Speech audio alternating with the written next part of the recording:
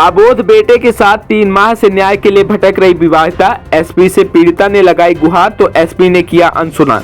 ASP अनुराग पांडे ने कार्रवाई का दिया भरोसा। ससुराल वालों पर दहेज उत्पीड़न का आरोप, पति ने कर ली दूसरी शादी। नमस्कार, आप देख रहे हैं अमर रिपब्लिक न्यूज मिथिलेश त्रिपाठी के साथ।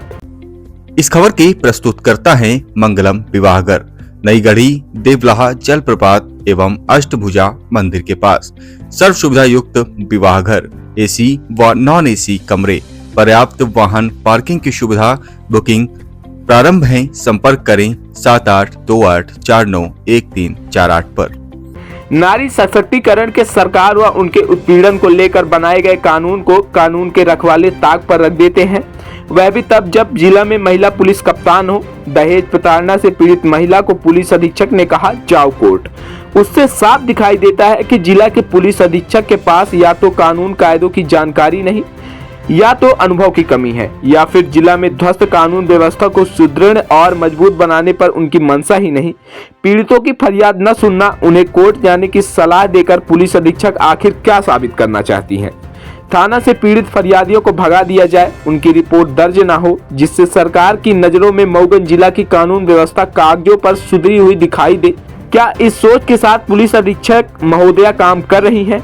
तो यह कहीं न कहीं अपराधियों को बढ़ावा देने जैसा है। अपराधियों पर अपराध थाना में दर्ज न होने से निश्चित रूप से थाना में अपराध संख्या कम होगी, लेकिन उसके विपरीत अपराधियों के हौसले और बुलंद होंगे और कहीं न कहीं जिला में अपराधों का ग्राफ बढ़ेगा, जो जिला मऊगंज के लिए चिंतनीय और पीड़ादायक है। एक पीड़ित महिला को न्याय दिलाने की बजाय कोर्ट में जाने की बात कहते हुए उसे दर दर की ठोकर खाने की सलाह देना कहां तक उचित है।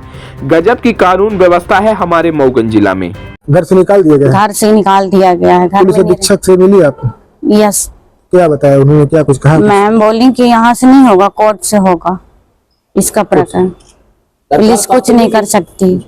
दरखास्त आपसे आवेदन लिया गया? आपसे दिया आवेदन? दिया आवेदन दी, उसका पावती मुझे मिली है। कार्रवाई के लिए कार्रवाई की यहाँ से नहीं हो पाएगा, आप जाइए न्यायालय से होगा। आपसे दहेज की मांग की जाती है। दहेज मानवीय संवेदनाओं और मानवता की दृष्टि से यह भी बेहद गंभीर मामला मऊगंज थाना क्षेत्र के अंतर्गत पटेहरा गांव निवासी महिला लीलावती पटेल पति मोहित पटेल के साथ साथ ससुराल वालों द्वारा दहेज को लेकर प्रताड़ना और फिर पति द्वारा दूसरा विवाह करते हुए घर से निकाल दिए जाने की शिकायत लेकर वह मऊगंज थाना की चक्कर लगाती रही है। आरोप है कि तत्कालीन थाना प्रभारी राजेश पटेल ने उनकी शिकायत दर्ज नहीं की, जिसके बाद से वह कई माह से पुलिस थाना के चक्कर लगाकर थकी हारी अंततः सोमवार को मऊगंज कलेक्टर व एसपी रचना ठाकुर से गुहार लगाती हैं।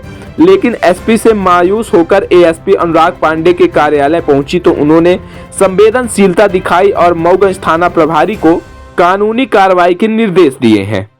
एफआईआर दर्ज नहीं हुई है, तो क्या निर्देश सर यहाँ से दिया गया आपको? महिला का आवेदन देखा है, उसमें पति से प्रताड़ित थी। उस संबंध में वैधानिक कार्रवाई हेतु थाना प्रभारी मऊगंज को मैंने मौखिक तौर पर निर्देशित किया है और आवेदन पत्र भी तस्दीक एवं जांच हेतु भेजा गया है। सर अक्सर देखा जाता है कि थाने में रिपोर्ट तक नहीं दर्ज होती है, समस्या इसलिए क्या? महिला संबंधी जो भी अपराध या जो भी कार्रवाई होती है, उनकी सुनवाई होती है, वो सर्वोच्च प्राथमिकता के आधार पर की जाने के लिए निर्देशित किया गया। महिला 3 माह से भटक रही है। नहीं, मेरी जानकारी में आज आई है और आज ही मैंने थाना प्रभारी को वैधानिक कार्रवाई हेतु निर्देशित किया है। अब मऊगंज थाना प्रभारी पीड़ित महिला को न्याय दिलाने में कितनी गंभीरता दिखाते हैं, अभी इस पर कुछ भी कहना जल्दबाजी होगी। जिसमें पीड़िता का कहना है कि वर्ष 2020 में उसका विवाह हुआ, जिसके बाद एक बेटा हुआ।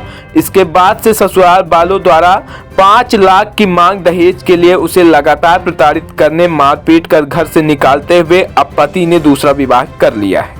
आइए सीधे जुड़ते हैं उस पीड़ित महिला के साथ और उसकी जुबानी ही सुनते हैं कि आखिर क्या है पूरा मामला। क्या नाम है आपका? लीलावती पटेल। कहाँ से आई हैं? पटेहरा मऊगंज। पुलिस अधीक्षक कार्यालय किस लिए है, क्या समस्या है? पति दूसरी शादी कर लिए, मुझे घर में नहीं रहने दे रहे हैं, मारपीट करते हैं। मेरे को जब पता चला तो मैं घर भी गई तो मेरे को घर से निकाला गया। अभी 31 तारीख को रात को 6 बजे के टाइम पे मुझे घर से निकाला गया मार के। बोले नहीं रहने देंगे। मेरे गहना चुरा लिए थे पहले 2021 में ही, आपकी शादी कब हुई थी 2020 में हुई थी मेरी शादी। और अब दूसरी शादी कब की है?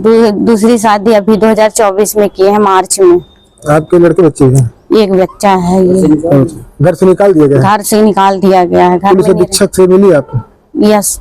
क्या बताया उन्होंने, क्या कुछ कहा? मैम बोली कि यहाँ से नहीं होगा, कोर्ट से होगा इसका प्रकरण, पुलिस कुछ नहीं कर सकती। दरखास्त आपसे आवेदन लिया गया? आपसे दिया जी, आवेदन दिया? आवेदन दी, उसका पावती मुझे मिली है। कार्रवाई के लिए कार्रवाई नहीं- की यहाँ से नहीं हो पाएगा, वो आप जाइए, न्यायालय से होगा। आपसे दहेज की मांग की जाती है? दहेज, हाँ, दहेज प्रताड़ना भी होती थी। होती है। जी, मारपीट भी? मारपीट बहुत हुई है पहले इस समय से। आप कहाँ हैं? घर से निकाल आप दिए? घर से निकाल दिए तो मायके में हूँ, आइए।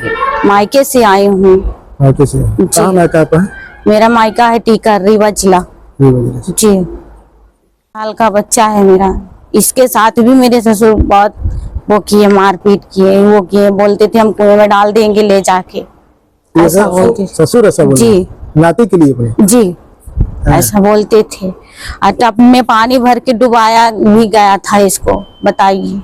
ये पूरा परिवार मिलकर प्रताड़ित? सब पूरे ननद 3 है, तीनों होते हैं। बोलती थी कि भाई को कि इसको मार डालो जान से, हम दूसरी शादी करा देंगे तुम्हारी। तो कर लिए दूसरी शादी। मेरे को इसीलिए परेशान करते, दहेज के लिए शुरू से करते रहे।